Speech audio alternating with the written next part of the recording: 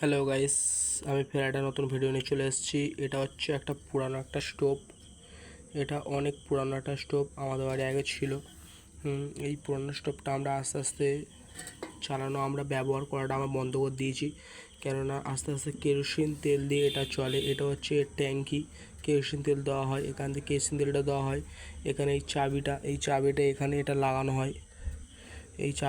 এটা লাগানো হয় এইখান দিয়ে, এই যেটা আমি লাগিয়ে দিচ্ছি। এই চাবিটা লাগিয়ে দেওয়া হয় আর এখানে পাম্প দেওয়া হয়।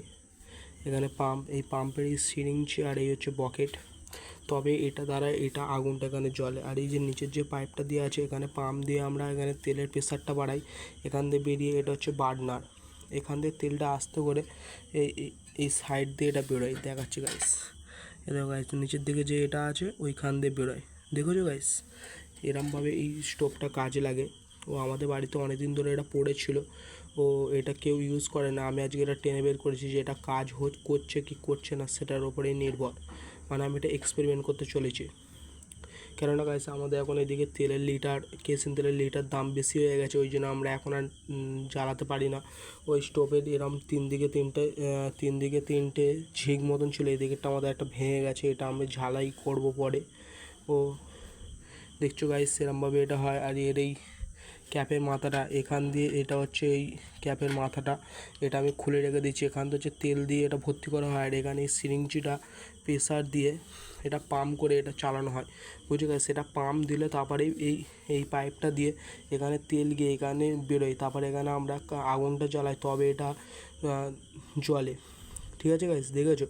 ও তাছাড়াও এই তেলের যেই পাইপের এই দেখতে পাচ্ছি ছোটো মতন এটা আছে, এই যে ছোটো মতন এই জিনিসটা আছে, এইখানটাতে তেলটা বেরোয়। ও মায়ের সাথে জ্বলতে জ্বলে না, মানে ওখান থেকে তেলটা বেরোয় না, ওখানে ময়লা পড়ে জাম হয়।